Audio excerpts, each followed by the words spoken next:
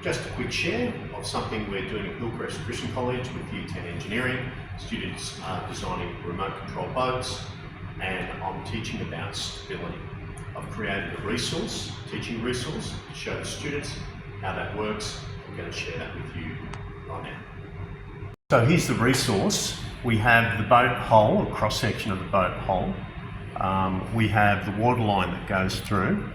We have the centre of mass, which is, or the centre of gravity of the object, which is an accumulation if you sort of determine the absolute centre point of where the entire mass is accumulated, the balancing point if you will. And we have the centre of buoyancy. Now buoyancy is determined by Archimedes' principle, which is the weight of the water displaced working in the opposite direction. So if the boat here had displaced a tonne of water, then you've got about a tonne of water in buoyancy acting in the opposite direction, or 10 kilonewtons worth of force acting in the opposite direction.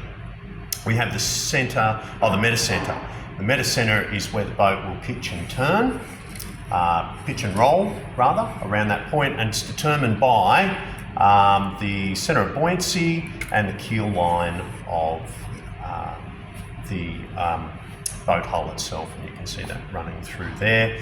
And the centre of buoyancy will actually change, but it will always act directly up, as the centre of mass will always act directly down, the centre of gravity.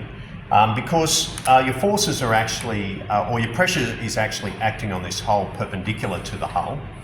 And so those forces added up will actually change as the shape of the ship moves in the seas or in the water.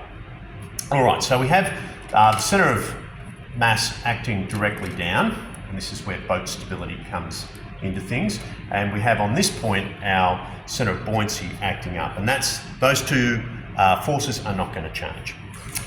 So what happens if the ship rotates on the metacentre, which it will do up to this point?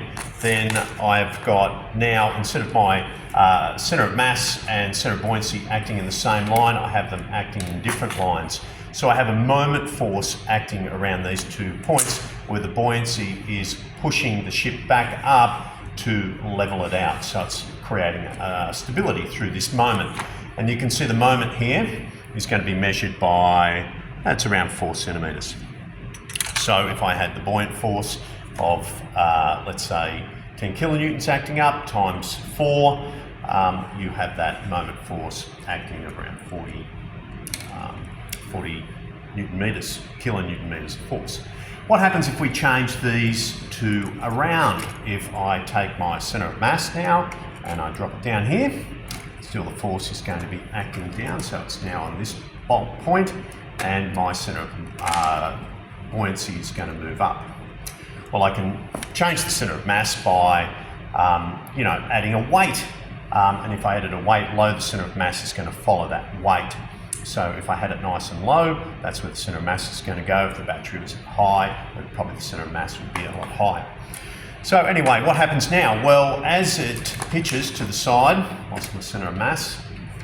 You can see the difference there for the same degree of angle of that particular roll that's occurred.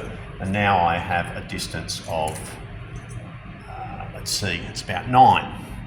So now that's increased to 90 kilonewton meters worth of force, pushing the boat back into a stable position because I've shifted the centre of mass lower.